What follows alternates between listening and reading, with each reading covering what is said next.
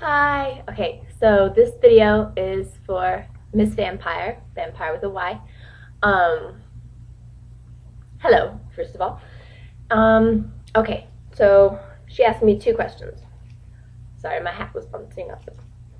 One, if I ever bite my cheek piercing when I got it, or if it messes with my teeth when I talk or eat or whatever.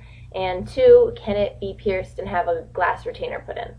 Alright, for the first question, personally, no, I never bite my cheek piercing. My piercer placed it up here, so it doesn't stick out in between the teeth. It's kind of, it rests like right here, so kind of against the gums. I hear it lightly touch my teeth sometimes when I talk, but it never like slams into them or never hurts. I've never bitten it, surprisingly. I know some people do, if they get them lower, like down here.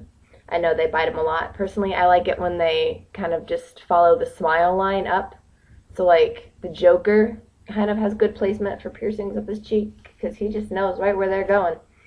Um, so no, I'm gonna take my hat off. Sorry, I know you guys love the hat, but I'm taking it off. Wow, I'm messy here. So personally, no, I've never really bite my cheek piercing. Second question. Oh yeah, can it be pierced with a glass retainer? All right, there's a couple things for this. First, no piercings should be done right off the bat with anything but like stainless steel or titanium. Personally, all mine are stainless steel. Just because other metals or things can increase the risk of infection and an allergic reaction. Like, have you ever like gone to Claire's and just bought like one of their, I'm not dissing Claire's, I like Claire's, but just bought some of like their regular generic earrings, and like put them in and like, I don't know, one of you, the hole that it's in will start to get irritated or pained after a while. Well, that's because usually those are like nickel plated something. Their part that's in your ear is nickel, and nickel just irritates the skin.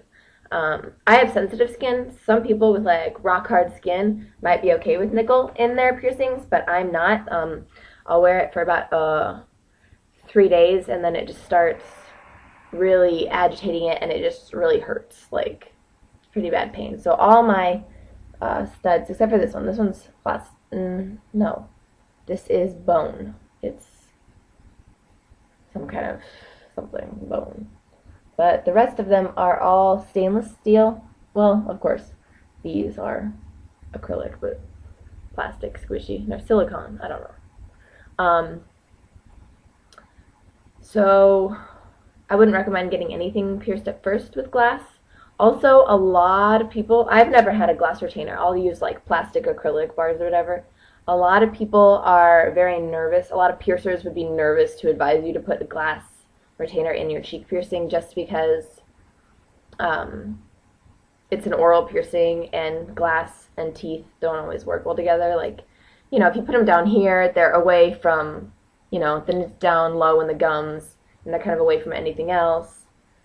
But there's still a chance that, you bite down and it breaks. But especially in the cheeks, because I know a lot of people do bite them. I was just lucky to have a piercer who just kind of stuck it through wherever he wanted. And so he put it through right there, and it doesn't get in my way, but I'd be nervous to put a glass retainer in my cheek piercing, because if you bit that and it broke, that would hurt. Ouch.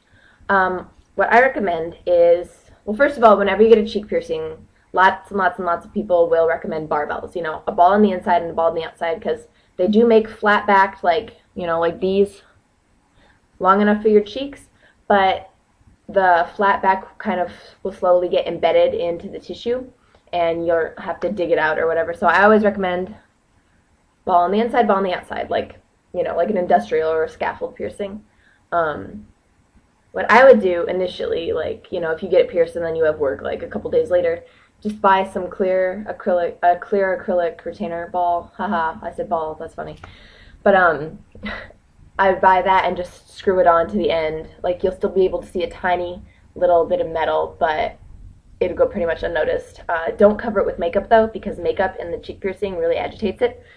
My video, like, about a week ago, I accidentally got some makeup in my cheek piercing, and it threw a bitch fit that night. Like, I was, for like 2 days, I was just fighting to save it. And now it's fine.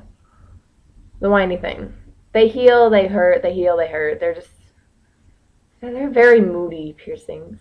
But yes, I would just get like a clear acrylic retainer ball and screw it onto the end of the metal post until, you know, about a month or 2 months in. Then maybe you could change it to a full-on clear plastic barbell, which you can order off the internet. I usually order my piercing supplies off of painfulpleasures.com. That sounds dirty, doesn't it? But yes, so I wouldn't recommend a glass retainer for a cheek, but clear plastic or acrylic, just whether you want to do the ball or eventually put the whole barbell through, that would be a lot safer. And yeah, I think that's all you asked. And I love piercings and tattoos too, so we do have a lot in common. So yeah, any more questions, just ask me. I would be totally happy to answer them. So yes, for your questions, no, I don't personally bite my cheek piercings, and I would recommend more of a plastic or acrylic, whether just the ball or the full barbell. So I hope that helped. Sorry if it didn't. Okay, bye.